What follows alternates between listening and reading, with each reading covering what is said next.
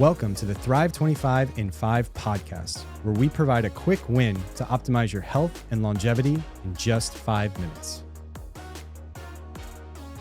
Hey everyone, welcome to today's podcast. We're continuing with our theme of mindset, and specifically, we're going to cover how to get your mind to slow down. Our brain has 100 trillion synapses connecting 120 billion neurons. Now, I'm not sure exactly what that means, but let's dive in a little bit more on how our brain works. There are 3 main sections of the brain.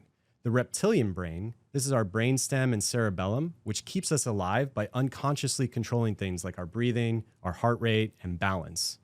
Then there's the limbic brain, our hippocampus, amygdala, hypothalamus, and basal ganglia that manages our memories, our emotions, motivation, and even our appetite.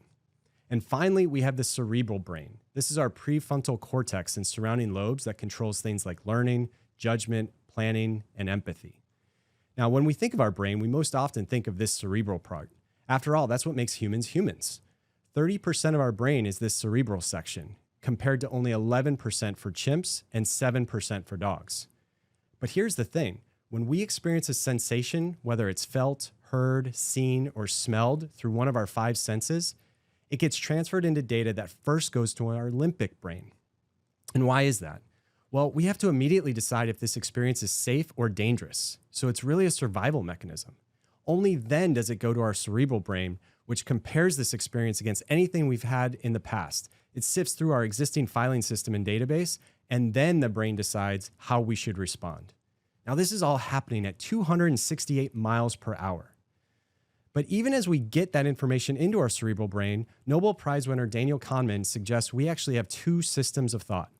System 1 is fast thinking. It's when we constantly scan the environment around us and make immediate responses based on impulse and intuition. Now, System 2 is slow thinking, and it's used only when necessary because it takes a lot of effort to analyze and solve complex problems. Now, it's much slower, but also much more reliable. 95% of everything we do is actually in the unconscious mind, and that's why we respond so quickly with fear, anger, and judgment. But if we can get System 2 involved, we can see things so much more clearly and make a better decision. So the key is to create a void in time, a pause, because it's this pause that changes how we live our life. I think about it when I see the best athletes in the world. It's when LeBron James sees the play developing before it happens, or when Tom Brady throws the ball before the receiver even turns around. For these superstars, the game moves slower and they can access this system number 2 of slow thinking. But it's not just in sports. Just listen to this quote from Viktor Frankl, the renowned author and Holocaust survivor. Between stimulus and response, there is a space. In that space is our power to choose our response. And in our response lies our growth and our freedom. So take the pause and slow down. Make sure you're driving how you respond in life and not letting your unconscious mind do it for you.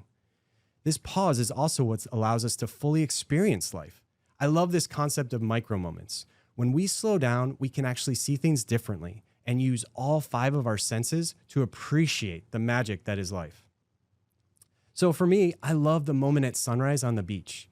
I can see the sky turning a bright orange, feel the soft sand under my feet, and smell the salty air. It makes me think of surfing and just how small I am in this amazing world.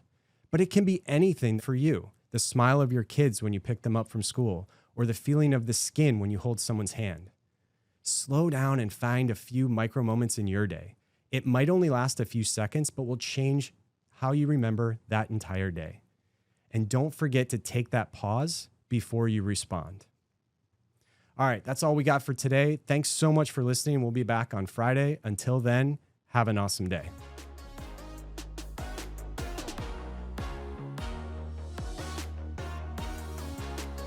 While we strive to provide informative and inspiring content, the information shared in this podcast is for educational and entertainment purposes only and should not be taken as medical advice. Always consult with your healthcare provider for any personal health concerns or before starting a new health regimen.